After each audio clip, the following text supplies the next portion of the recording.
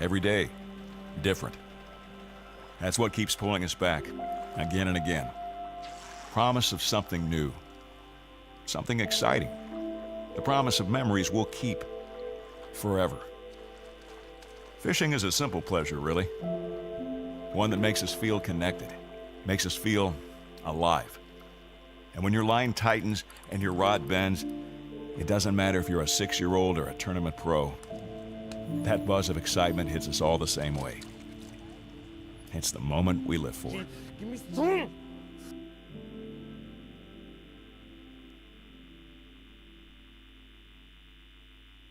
More than 50 years ago, we wanted to change the way people fish, moving off the shoreline to where we knew the fish were larger and much more fun to catch on light tackle. So we gave fishermen the ability to see individual fish under the boat. Ever since the little green box, Lowrance has been driven to bring innovative products that provide real benefits to anglers.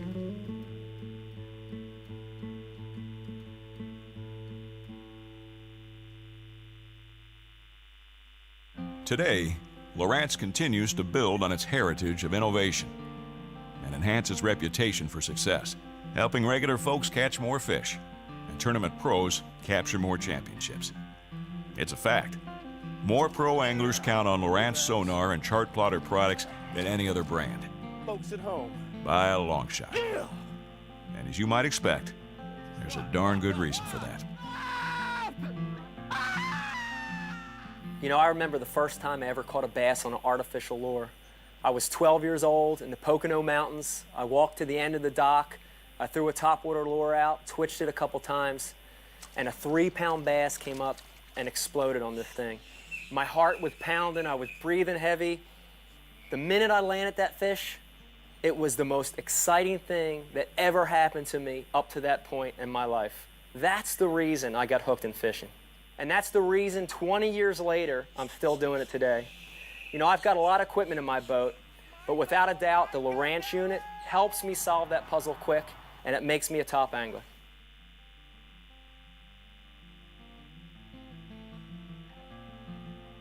Whether you're a tournament angler or a weekend warrior, you measure success by making the most of your time on the water. Lowrance invented the fish finder, and we keep on innovating. Make better fishing tools that give you a meaningful advantage. We share our passion for fishing by giving you the performance you want.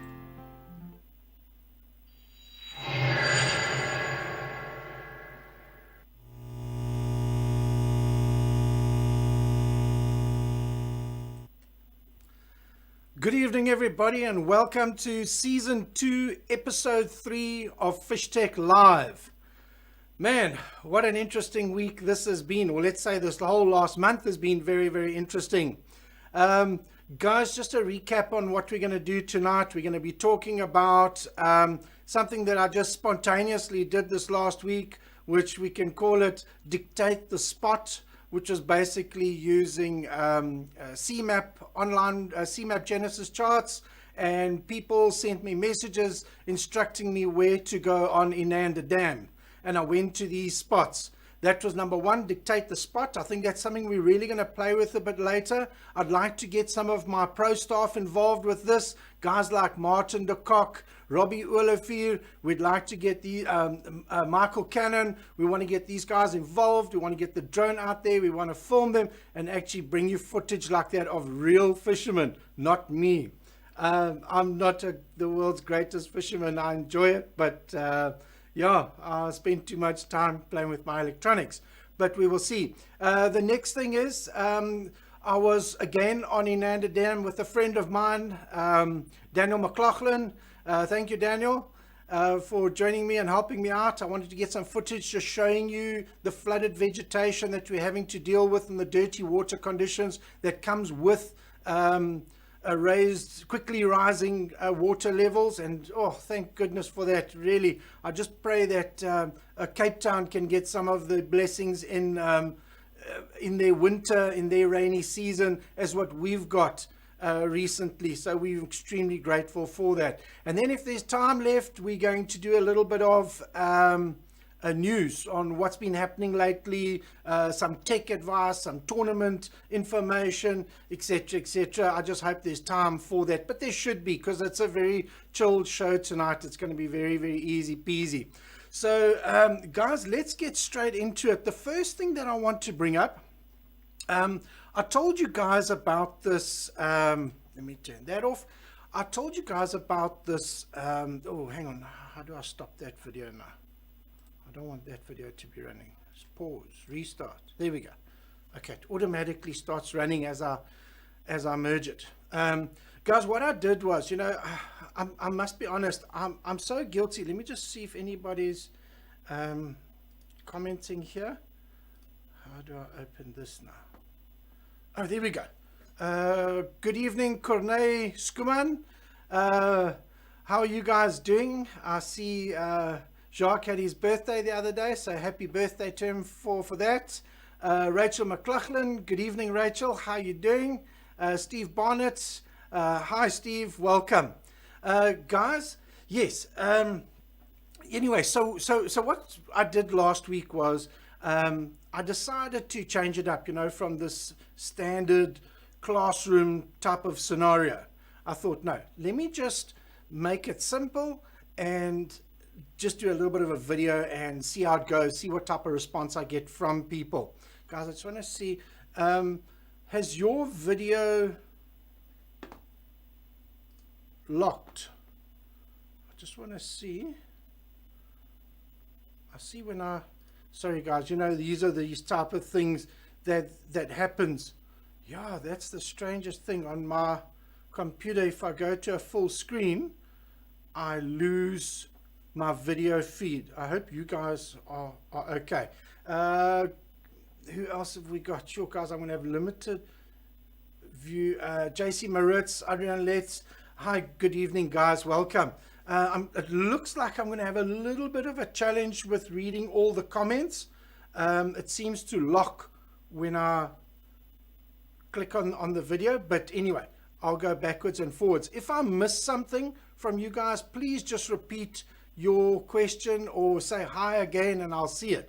Okay, I see it is coming up there. Martin Lewis, there we go. Everything's working fine. Yeah, okay, back on track.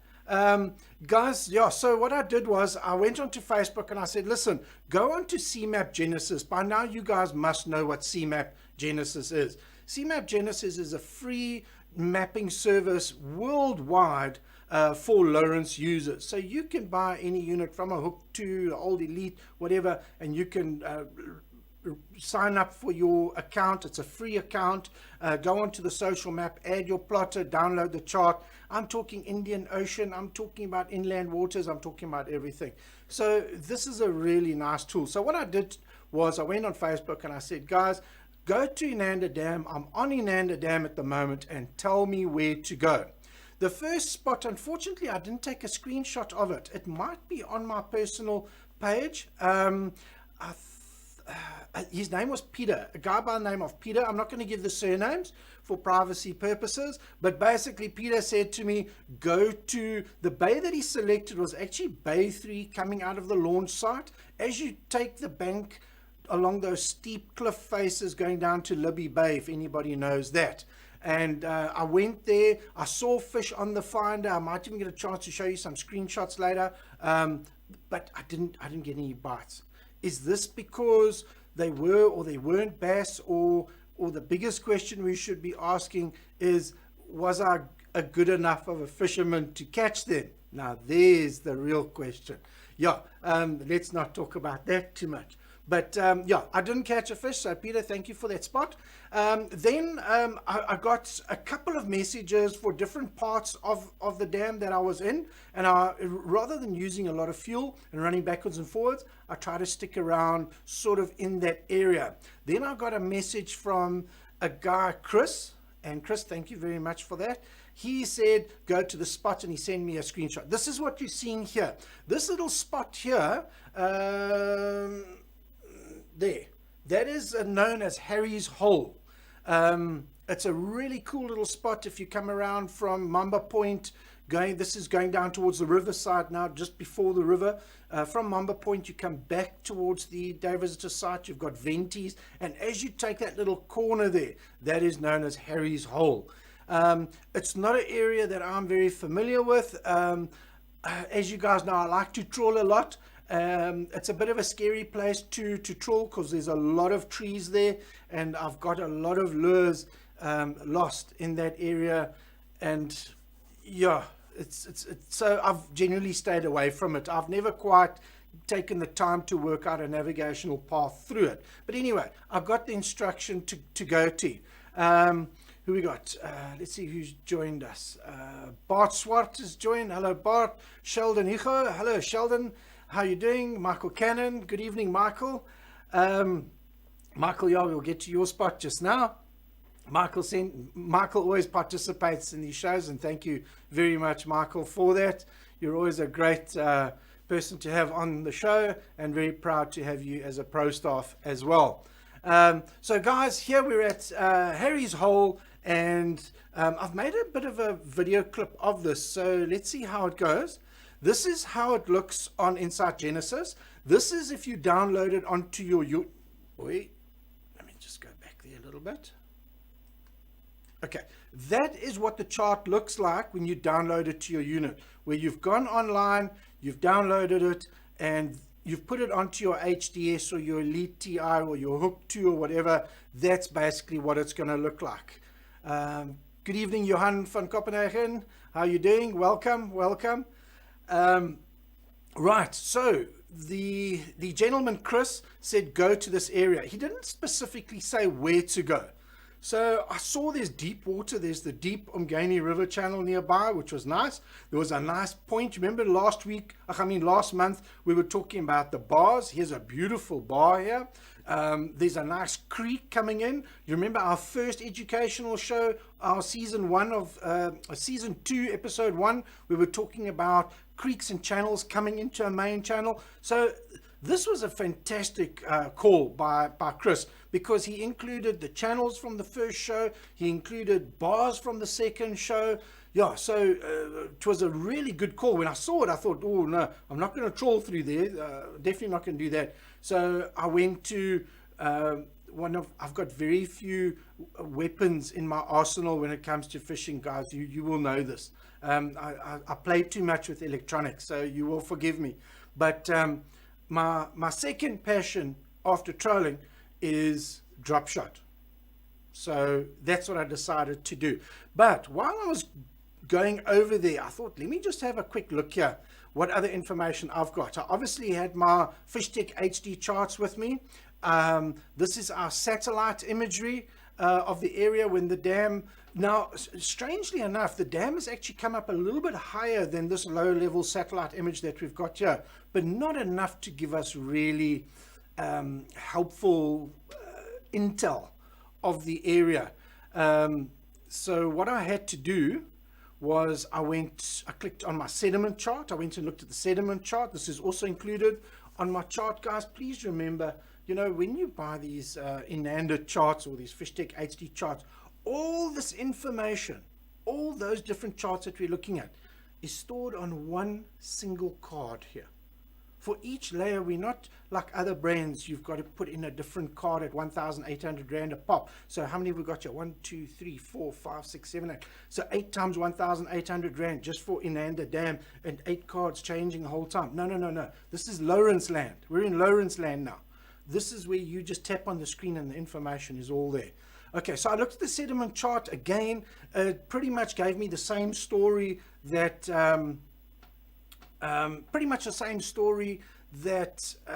the contours from the CMAP Genesis gave us. So there was, again, not too much going on there. So we went to the next one.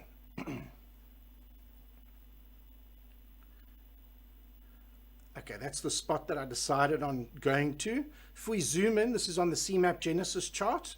I wanted to get nice and close to that channel, so I clicked over to my contour charts. Now, guys, please remember, this contour data that you're seeing now is the same data that I submitted to CMAP Genesis. Okay, we used to charge 2,500 Rand just for the contours of Inanda, and it wasn't the whole dam, it was just partial, you know. But that is all free now. You can go, I've put all that up on CMAP Genesis. You can go and download that free of charge. Remember, every time you download that, you're saving yourself 2,500 Rand. So don't see just because it's free now, it's not really worth something. That data is worth a lot. So go down and download that free chart. It's worth it. It really is worth it. So anyway, here's my color version of the CMAP Genesis. Maybe CMAP Genesis starts to introduce some nice colors later. Wink, wink, nudge, nudge. Guys at CMAP, let's look into that. Okay, that's what I decided on, but I still couldn't get quite enough detail. So what I did was I selected Mosaic View, as you can see here. Now Mosaic View is a whole different puppy. You can now clearly see that there's a little channel coming in there. There's some standing timber there. Yeah, it's quite an interesting setup. I didn't want to go too deep, you know, like in the very deep water. I just didn't feel comfortable out there, so I decided to come into this sort of 15-16 foot range. Remember, if we go back a little bit here, you'll see my charts show this as 36 feet. But remember, the dam is still, even though it's come up a lot, it's come up 8 feet, believe it or not. 8 feet it's come up, but we're still 20 feet down. We still need to come up another 20 feet. So remember, with the charts, you've always got to deduct that initial drop from there. Okay, so now we're in 16 feet of water. I hope we're in 16 feet. We'll check later. Okay, but with the old mosaics, and this was a problem. The mosaics, the older mosaics, look great from you know, when we were zoomed out, but when we zoomed in, as you can see here now, look, for the time it was fantastic. Eh? Remember, we're progressing. Let me tell you, 6 months in technology nowadays is like a lifetime. Whereas in the old days, things moved at like 5-year, 3 to 5 year cycles, things moved. Now, 6 months is a lifetime. So you can see from this here, when I first released the mosaic of Inanda Dam, I was extremely proud of it. I thought it was absolutely fantastic to see this. But now we know better, okay? And I thought, no, man, I can't see enough information here. Now, if you look at this now, this is called the Ultra HF, using ultra high frequency. Immediately, look at the additional information. Unfortunately, it starts to become like a jigsaw puzzle, because the swath or the range of the side scan at these very high frequencies, excuse me, is extremely limited. So, yeah, so immediately from where I was, if you look at the range down on the bottom right-hand side of the screen there's 20 feet. I was probably about 20, 40, I was probably about 2 boat lengths, or my boat, 2 boat lengths away from the opposite bank of the channel that I wanted to cast to. So in order to target that, I was trying to make a 3 boat length cast. That's how I determined how I'm casting. Because let me tell you, people, to judge distance on water is difficult. It's not easy. Use your boat as your yardstick when you're casting to objects like this. Right, who have we got who's joined us? Paul Pereira. How's it, Paul? How are you doing? James Rea. Welcome, James. Congratulations. Your son did extremely well this last weekend. Absolutely well done. Elizabeth Plotz from Lowrance, South Africa, my supplier. Good evening, Liz. Heath Roger Mankies. Hannes, my dear mate from SA Navy Marines from Cape Town. How's it, Hannes? How are you doing? Okay, fantastic, guys. Who did I miss there? Freddie Stain joined us. Craig McMurray. Rod Freeze. How's it, Rod? Yeah, geez, the guys are coming on tonight. That's wonderful, man. That's wonderful. Okay, guys, so what happens is I take my extreme fishing skills. Let's do that for extreme fishing skills. Okay. I'll be quiet for a while. Basically no, I can't be quiet. It's my show. What I'm doing is I'm casting directly across that channel now. I've estimated 3 boat lengths. You can see from the little map on the top right there. And yeah, I'm using a little lead head. It's a really small little lead head with one of Mike Hassan's little Japanese secret mission. I think it's like a 3-inch little finesse bait with a little waggly tail on it. He's going to get very angry because I don't know the proper name of it. But I'm sure Mike, I hope he joins us and he tells us what these baits are. Maybe we get a picture of it. And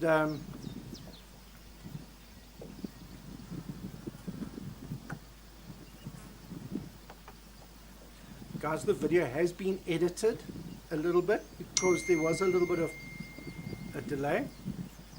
And you can hear the pinging of my phone of new spots coming in.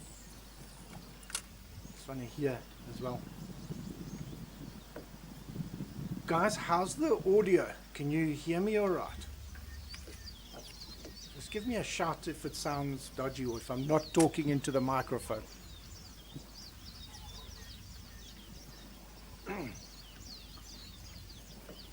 Watch my rod tip here.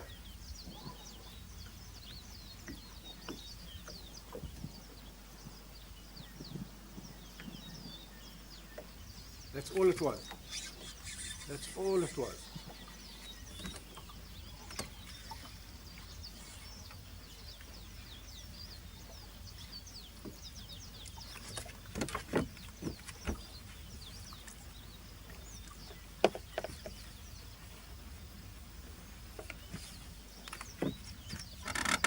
Steve Barnett, Elizabeth, and JC Maritz, and Armand, and Johan all say, and Rachel, they all, and Martin, they say the audio is fine. Well, let me go back there quickly.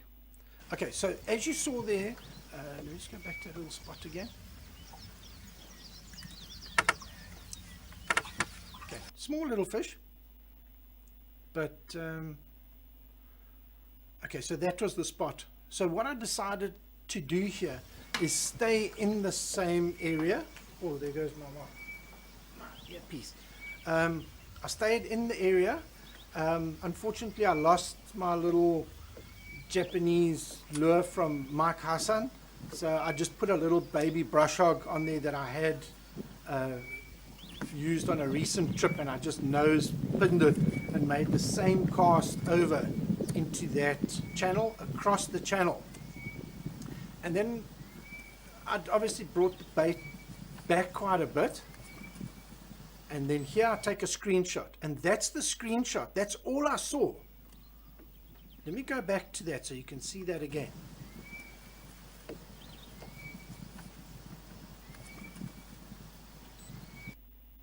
You see that?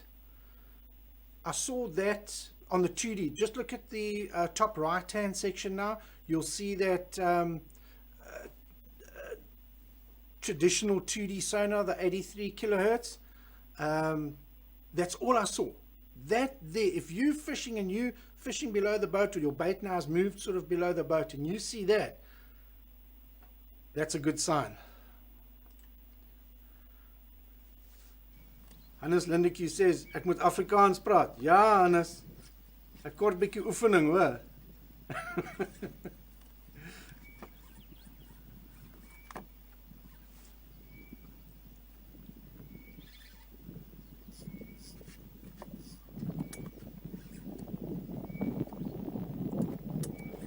This was a very strange fish.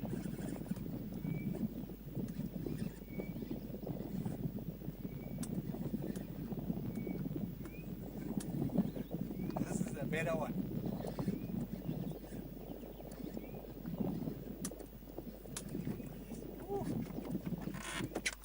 Okay, this is the time I got the first glimpse of it. Yo! Oh, yes. Yes, please.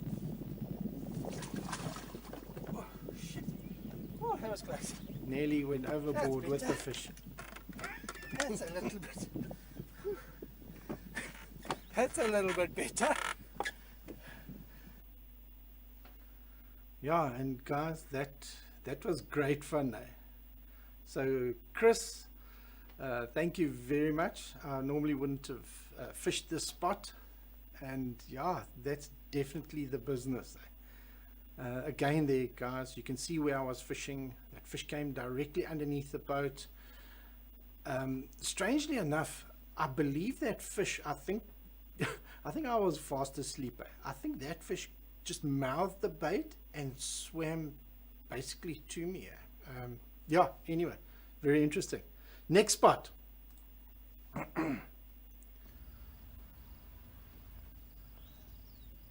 Guys, this is spot number 3. This was Michael's spot number 3. We've only been here a couple of minutes. Now, Michael, I just want to say thank you very much for all that information. But let me tell you, I think I must come fishing with you. You give me a hell of a lot more credit for my fishing capabilities. You need to come and show me all these fancy things you were talking about. I know you guys are big into your strikings and all that. You're going to have to come and show me and come and educate me. I'll trade you some of my time for some of your time to tell me about all those things. It sounded wonderful, but half of the stuff I didn't know what you were talking about. But yeah, it was a good call. Strangely enough, there was a lot of movement in this area, so it was a very, very good call. And if you can see, voila, got this little guy. I think he's just a keeper. Just make it. It's good fun. Yeah, and there were a couple here. The spot produced a couple. And then spot number 4, Quentin said I must go off to Madhouse, or Kim Cools's place. And unfortunately it was covered in hyacinth. And then this was a spot that actually came through earlier from Marnus, but it was on the other side of the dam. Guys, I was just on my way to spot number 5. I decided to trawl from about Ken's Cliffs. I'm making my way to spot number 5. This is Marnus's spot. I'm just here by the corner where Marnus said I must go to. And there's a nice little fishy for us. Thank you, Marnus. It was a good call. Guys, that came out of 30 feet of water. It's a very slight little channel with one single rock in that area. Thanks, Marnus. Thank you, fish. Go to from about. I just want to show you here. There, guys. This area here.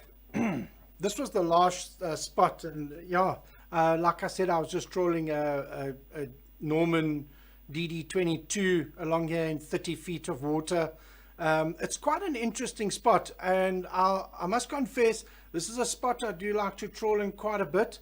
I feel very comfortable fishing this area, you know, fishing my strengths, which is trawling, which I like doing. There's a lot of old roads here. I think from when they were building the dam, this must have been some kind of an access point for some of the reason, because it's a very busy area from a road perspective. And then there's that one rock. I don't know if you can see in that screen there, sort of just above the minus sign on that screenshot. And for some other, you see there's a little ledge there, and then it comes down to the rock. When the dam is deep enough, or I can match up a thermocline like I did here. The thermocline was sitting around that 30-foot range, and that obviously is my first dictator as to what depth I like to fish, or what I'm comfortable fishing with. So 30 foot was immediately is DD22. Trawled 160 feet behind the boat at 5.4 kilometers an hour using Power Pro 30 pound. I know it goes down to about 26, 27 feet. I can put a little bit of WD-40 on it, which will give it an extra 3 feet, but I forgot my WD-40 in my locker. I used it for something else on my lock and forgot to put it back in the boat. But it panned out, and the fish was there. I did take a screenshot of the fish. I forgot to put it into this video, which I should have done. You could clearly see the fish, you know, and yeah, and I knew he was going, well, I was hoping he was going to bite, and he did bite. So that was really great fun.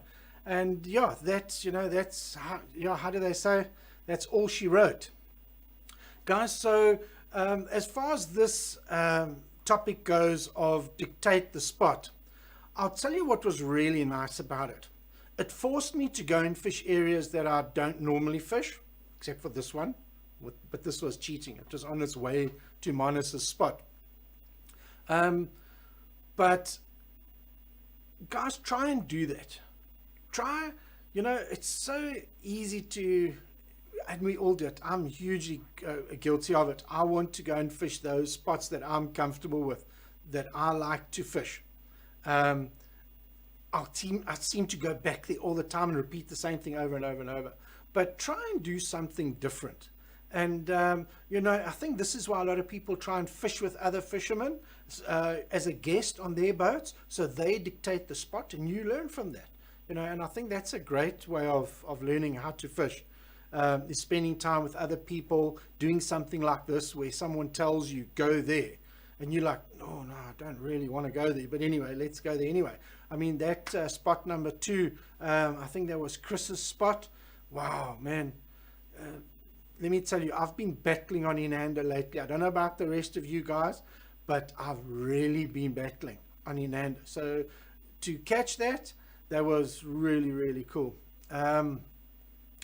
Good evening. Let me see who we got. We've got Armand, Andy, Kobus, Gary, Chad, Zane, Shane, Peter Esbach, Steve Barnett, Steve. Yes, WD-40. Not any of those other Q20s and that. Nah. WD-40. Old trick I learned from the fishers in Australia. When they trolling for barramundi, they put a little dash of WD-40 on those predator lures. And geez, I thought, let me give that a go a few years ago. Holy cow. Let me tell you, that works, eh? So don't play. Right. So, dictate the spot. Something, I don't think that'll be a great thing to do. I don't think a lot of guys would be too keen on that when we've got a guest like Robbie or Michael or Martin, because you guys want to see those guys fishing their spots, I'm sure. So I don't know how we're going to get around that, because I don't want to give away all these secrets, but I need to get footage of these guys and show you guys what real fishermen look like, fishing with charts and whatnot. But anyway, let's see how that goes. Carol Squires, good evening, Carol. Good to see you again. Carol makes a mean shot of, let's not get into that. Neil Button, thank you, Carol. That was really nice. Those condensed milk and vodka and, cinnamon. Very, very nice. Guys, back on track. You see how I get distracted? Okay. The next thing, I want to show you this. Now, how do I pause this video? I need to pause that. Okay, guys, we're on to the second segment of the show. How are we doing time-wise? Sure, 7:30 already. Geez, that's moving. Okay, what I did was I realized I'm a little bit shy for content for my show. Unfortunately, Friday was a really stinking hot day, and I forgot a cable for my drone to get aerial footage, which was the perfect day to get aerial footage. So half of what I planned for the show I couldn't do because getting old, the mind getting a bit soggy, and forgot a cable. So I couldn't connect my iPad to the drone so I could see what I was doing from the air. So anyway, a friend of mine, a good friend of mine, Daniel McLaughlin, joined me on Sunday. It was raining a little bit. It wasn't the best of weather, but we got a tiny little window, and we quickly put the drone up. And I wasn't quite sure what we were going to try and discuss here or whatnot, but it came to me late yesterday what we can do with it. And what it is fishing fast rising, flooding vegetation areas like what you see here. Guys, keep in mind that dams like Inanda and Albert Falls and what have you have been low for years. This isn't a little drought or one season drought we had. This is a massive drought we had. I don't think we've ever seen anything like this. I don't remember it in my lifetime, seeing anything like this. This has been an absolute horrific drought. Now, for the amount of time that this stayed dry, you see that greenery behind my boat there. You'll see Daniel up on the front of my boat there. He's in control of the boat and doing some fishing on the front there. I'm hiding behind the canopy there. let me tell you, that grass that's behind us, you'll see there's a line of hyacinth, then there's a line of water. I'll be honest with you, we didn't know that water was there. From the angle that we were on the boat, I don't recall seeing that water behind the hyacinth. So a bird's eye view can very often give you a great advantage. And guys, you know, I think when you're pre-fishing, like for a tournament, I know you just want to get in there and give it line and actually go fishing. But if you have got a drone or one of those new little DJI Sparks, what a wonderful little device. Just put it in the palm of your hand. It responds to hand signals. It's a fantastic thing. You can go and get footage of this type of scenario and put this into your arsenal of knowledge for the tournament. Anyway, back on track, hopefully. Let me just have a look. Peter Niemann, Andy Watt, good evening, guys. Thomas, good evening. Okay, guys, this grass that's behind me and these bushes, it looks like small grass. It's huge. It's very, very tall grass. Yes, like Michael Cannon says, frog dogs. Yes, this is the spot to throw your frogs. This is frog country for sure. But you know, you've got a choice. You can just start from one side and just methodically just go down the bank. Keep in mind this water's dirty. You will be lucky to see the second eye on your rod if you put your rod into the water here. It is dirty, dirty water. It's flooded. It's very difficult to see. You'd think, oh, are you fishing to the bank? Why would you need charts? Guys, use your charts. Just want to show you what happens here. I've done a thing with my video editor to show you the charts as an example, to show you what you'll sort of, you know, what's actually be under the boat. But obviously on your charts, you'll have a normal chart view of it. So even when you are casting into the shallows, guys, use your charts. If you see something is very interesting, make that, just do an extra 2-3 casts to that something that is unusual. It'll pay dividend, because in a case like this, that bank and that hyacinth and that weed all looks the same now. So if you had your charts on, this is the type of scenario that you can run into. You see that now? I can tell you now, neither Daniel or myself were really looking at the charts at this point. I was concentrating on the drone. Daniel was concentrating on just fishing and driving the boat. And you see where he's going past right now? Those are those very, very critical clay humps. Anybody who knows in-handed dam will know those clay humps, they hold fish. Those things are ticket. Let me tell you, there's grass all around it. There's vegetation all around. Can you see the little channel just to the left of that one there? On the right hand side, there's a little ledge even. That would be worthwhile stopping there and making 6-7 casts if you have to. If you're fishing a frog or whatever, you're fishing quite fast. Give that an extra bit of chance. Let me tell you, you might not see those ledges and what have you, because it's all covered, as you can see. It's all covered with grass and hyacinth and everything. But that bottom structure that I recorded before the dam dropped, that is super, super valuable information. This is drone imagery that we used. Again, you can see there's one of those clay humps coming up. Were we aware of it at the time? I know I wasn't. I was flying the drone and recording, so I missed it. But those are key spots. Michael Cannon says 90% of those big topwater blow-ups come off a piece of timber or some kind of structure, bottom change that you didn't know was there. Michael, 100%. 100%. There we go. I mean, you guys, if any of you don't know Michael Cannon, please go and search on Facebook, type in Michael Cannon and go and have a look at some of the fish this guy catches. Unbelievable fish, huge fish. And yeah, so this is good advice coming from Mike there. So yeah, wonderful stuff.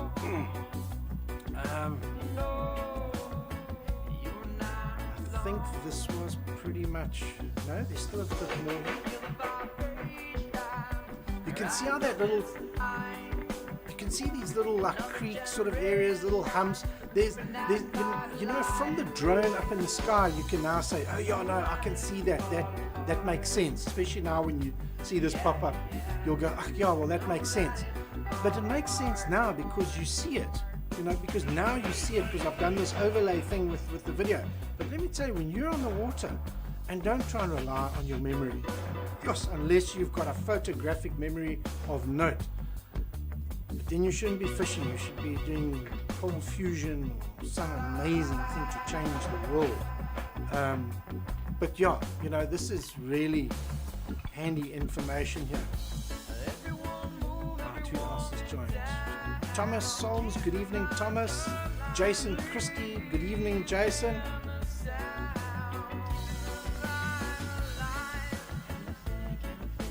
Jason will teach you guys how to catch tuna. Wait, geez, you got some nice fish recently. Geez, I just drool when I see those awesome pictures, Jason. Well done, man. Wonderful stuff. Guys, you know, this type of video footage, what I'm hoping to try and do here is to try and get you guys excited about using this. I know when you're on the water, it's so easy to just get on the water and chat away to your buddy and just cast, you know, like a one-armed bandit at one of those old casinos, you know. But knowing what you're fishing, man, this is good stuff, you know. Really, really good stuff. It definitely will help you. There's old Daniel. Geez, I was putting pressure on him. I said, Daniel, you better catch a fish. I'm running out of battery. I think I had about a minute left of battery, and he catches a fish. Yeah. So, well done there, Daniel. Let me just merge that into there. Put that on there. Yeah. So, guys, that was the rising water type scenario. I know I'm not the best guys to teach you about how to fish that and whatnot. You need to talk to guys like Michael Cannon and all these guys. They know how to fish these areas and what to fish there.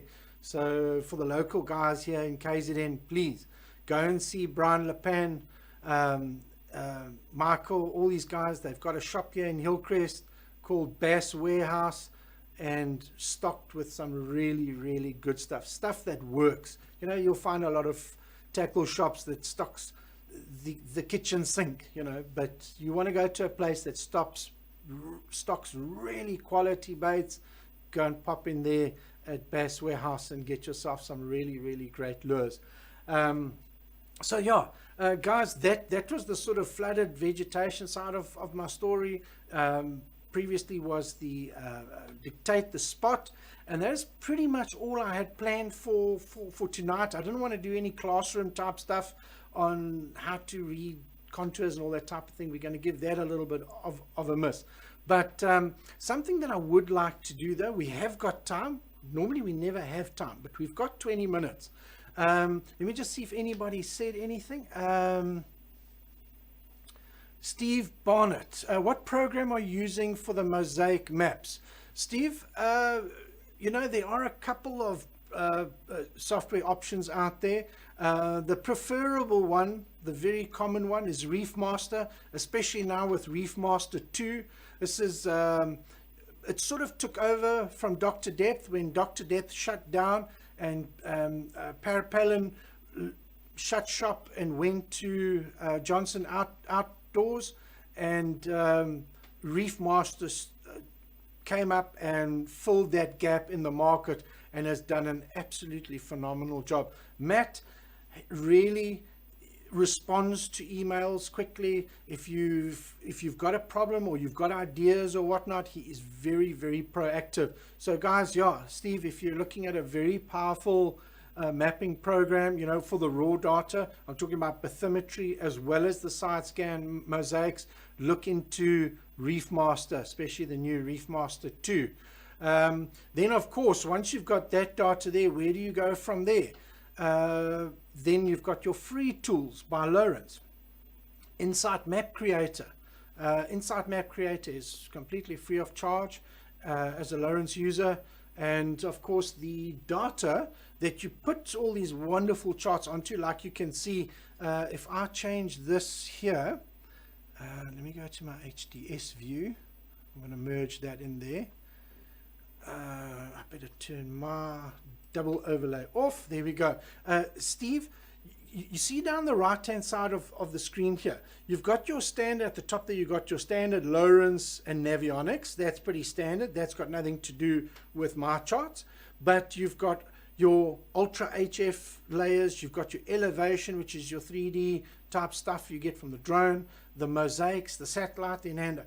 If you were using that other brand, okay, there's only one other brand that does imagery, but if you were using it, number one, the software to get the satellite imagery, let's say for example the satellite imagery, if you want to get the satellite imagery onto a card and you're with that other brand, you are looking at nearly 5,000 Rand for the software. That's for starters.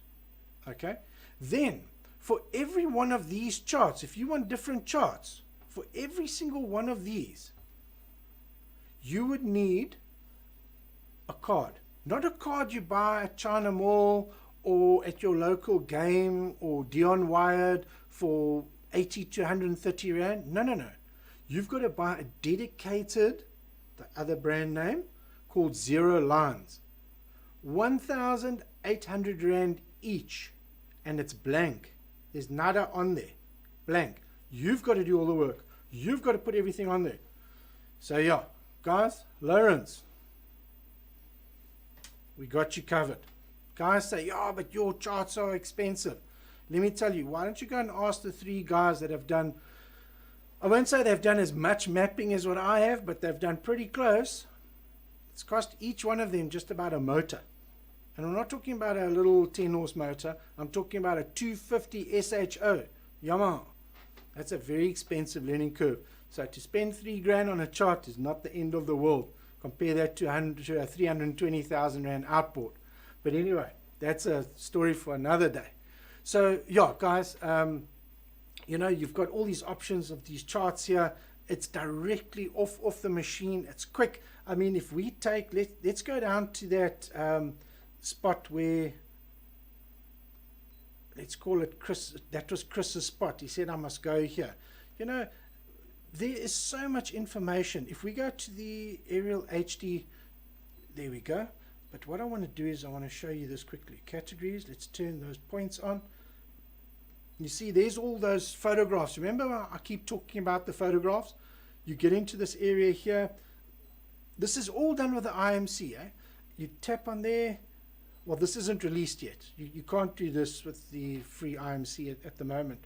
This is a pre-beta release.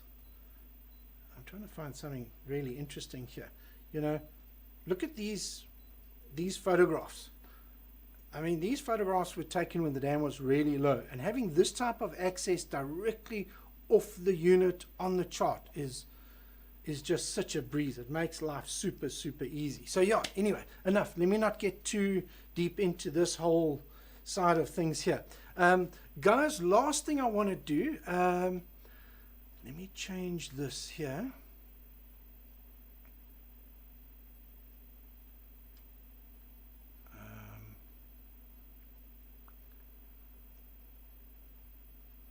Sorry guys, I'll be there now. I want to change this background. I want to show you what's going on with the world of news this last week. I don't think we've ever had a chance to actually do this. Steve Barnett says, so they're coming out with a new version of IMC. Steve, it's probably going to be a long ways off.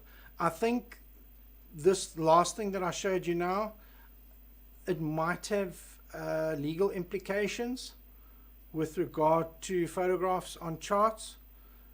It's something that can be easily abused, and I think this could run into a legal issue. So don't quote me on it, but there's a chance that this beta release that I've got now might never make it to the proverbial public. But yeah, everything else is. I just want to change this here to ND. Okay. Yes. Let's close that. Yeah. Guys, what I wanted to show you just something of what was happening this last week. Just need to disconnect that. I don't know if you guys are getting any feedback. It was a really interesting week from a news perspective. First of all, yes. My internet is so slow. Oh, of course it's slow because I'm streaming. That's why it's so slow. While this is loading, let's talk about it quickly. Saber Juniors was held on the Vaal River this last weekend. And guys, geez, what a great show.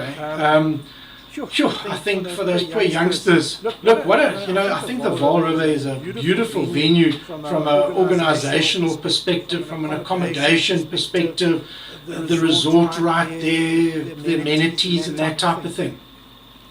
But man, for those poor buggers fishing that river, you can sweat bullets from what I've heard. And shame, and I saw the statistics on fish was really tough, and I think you've got to have quite a strong moral backbone when it comes to keeping your sanity fishing such tough conditions. But to the guys that did catch fish, just congratulations. And to the youngsters that didn't catch fish, don't worry. I think there's lots of really good fishermen out there that wouldn't catch on that bloody river either. So, I must be honest, I'd really like to see, I'd really like to see a tournament like that. I think last year they were on Wriggleswade and it was also extremely tough. But geez, I'd love to see these youngsters on really good fishing waters, on a dam that's really producing. I think that would just be so fantastic. But in a case like that, guys, that's when you would want your live coverage, and I think that would be fantastic for the sponsors. We've spoken about this live deal and live videos and whatnot. I know a lot of guys are very anti it, gives away my secret spot and all that. Yeah, I suppose there's some truth to that. But I think if you're at that level of the game and you're in that tournament where you've got through to the final, hey guys, make it public, make it live, do it live now, that's just the way I see it. Something else, I'm just going through my FishTec Lowrance page. What other tournaments were there? There was the Joey's at Midmar. Yeah, geez, the guys got some huge fish. Some really big fish came out on Midmar this last weekend. I'm not too familiar with the names of those guys that did so well, but geez, you guys, really fantastic stuff. Congratulations. Those were some beautiful. I think the biggest one was 5.3 kgs, not pounds, kgs. So geez, that was really phenomenal. Guys, this was an interesting post. Yeah, I think tournament. Have we covered tournaments? Joey's. I think those were the main ones. Yeah, Joey's, Nationals. Yeah, guys, if I missed your tournament, I'm sorry. Guys, this post, Clint Gesling said I can use his photos. It was something that I was meant to do. What this is Structure Scan 3D, but using a comparison between the carbon, the new carbon, which has now got the new palettes and the new software for the structure scan, and compared it to the Gen 3. Guys, I don't have a feed at the moment of your comments, because what you see on the screen now behind me here is what I'm seeing on my other computer, so I can't see your questions on that. So I will go back and look there. So I'll go through this really quickly. This is all the latest software on the different units. This is the 3D on a Gen 3 unit. And that is the 3D on a carbon. Immediately you can see, is my head in the way there? Immediately you can see there's a little bit more contrast there. It's sharper. The side scan, this is the side scan at 120 feet using the Gen 3. This is side scan, also 120 feet using the carbon. Now here, can you see what I'm seeing? Guys, that's a big difference. Okay, this is lighter, brighter. But look at the sharpness here. Look how clear those rocks are. Now here's the biggest difference between Lowrance, Structure Scan 3D, and that other brand. You know, the Woody one. That one. The Woody brand will never give you 120 feet. I've got one, I know. At 40 to 45 feet, maximum. Those ultra high frequencies that they're getting that crisp imagery, and don't make any mistake, that imagery is sharp. Don't take that away from them. It's sharp. But there's no way you're going to get 120 feet out of that. No chance. So what Lowrance is doing with the carbon units, with the Structure Scan 3D software, is giving us the clarity and the sharpness of the ultra high frequency, but maintaining the range. So what I believe they're doing, I don't know, I wasn't involved on the development side at all, I don't know what these guys have done yet, but from what I can see, I don't think they've changed the frequency. I think they've just used software to sharpen up the actual image, and it looks great. So yeah, if you asked me 6 months ago, why must I buy carbon, I'd go, that's lekker. But that's about all I had. No, now it's a different ballgame. Now we've got this type of clarity, and with these new pellets, and especially the old pellet, you know, this old number 6 pellet used to be quite a boring, dull pellet. Jeez, look at it now, it just pops on the carbon, particularly on that carbon 9. I love the carbon 9. The resolution is nearly twice the resolution of the old HDS Gen 3. Jeez, you see, I call it the old Gen 3. It's only just gone out. But anyway, you know, we were talking about technology. How fast does technology change? You know? That's the Gen 3 with the Structure Scan 3D. And look at it. And that's with the carbon. It really looks good. That is very impressive. I really like that. So yeah, there is now a reason, a good reason to go and get yourself a carbon and to upgrade to the latest carbons. They really are great units. Oh yeah, this was also a good topic. Sorry guys, I'm missing all your comments. Hang on to your comments, or repeat it when I go back to the feed. How are we doing time-wise? Gee, 6 minutes. Wow, this hour goes unbelievably fast.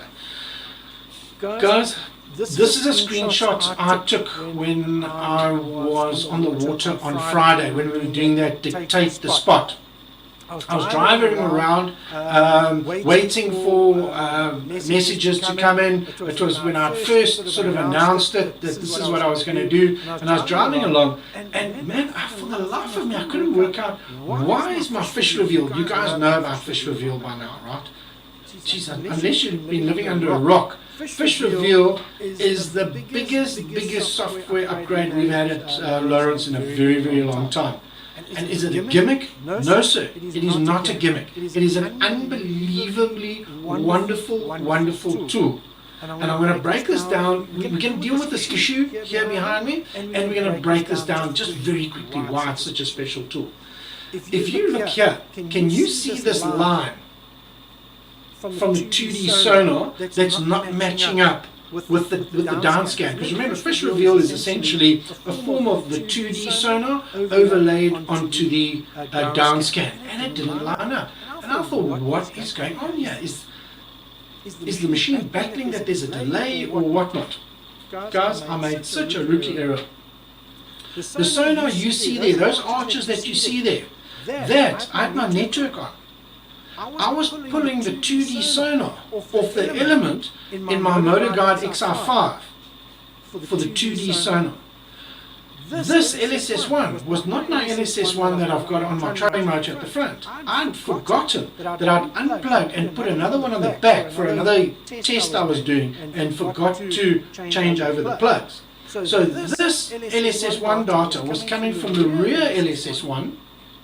I know I still use the LSS1, but I also use the 3D, and I also use the structure scan HD, and I use the total scan. I've got many transducers on the back of my boat, and there's many more inside the boat that I interchange. So what had happened was, oh geez, I'm on the wrong computer. Here we go.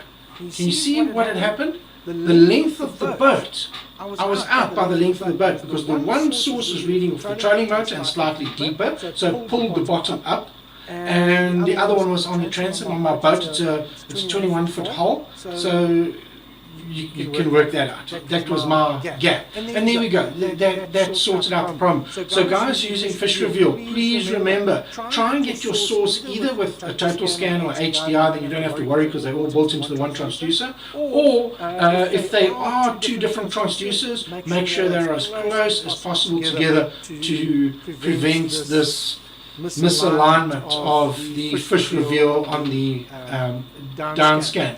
But guys, I just want to reiterate why Fish Reveal is such a phenomenal thing. If you look at the screenshot here on a 9-inch unit, the 9-inch unit and the 7-inch unit is pretty much the same sort of, can I call it, real estate size screen that you've got to work with. If I wanted the arches of fish, down scan, side scan, and my chart, the minute you take this size screen and you split it 4 ways, you are making a huge sacrifice. You're going to sacrifice vertical resolution on your vertical down scan sonar. You're going to lose, or you've got to sacrifice your resolution on your side scan, and your chart is going to be extremely limited from a size perspective. This Fish Reveal adds one panel to your display. Let me tell you, I use this one unit the whole day. The whole day I used this one unit. I had my charts, which is all I needed. I had my 2D sonar overlaid onto my down scan, and I had my side scan. I was happy. That Fish Reveal effectively can save you a unit to get this type of benefit. So yeah, what a fantastic thing. So yeah, if you guys don't have it, make sure that you get it. Alright, let me see. What have I missed? What has everyone been saying?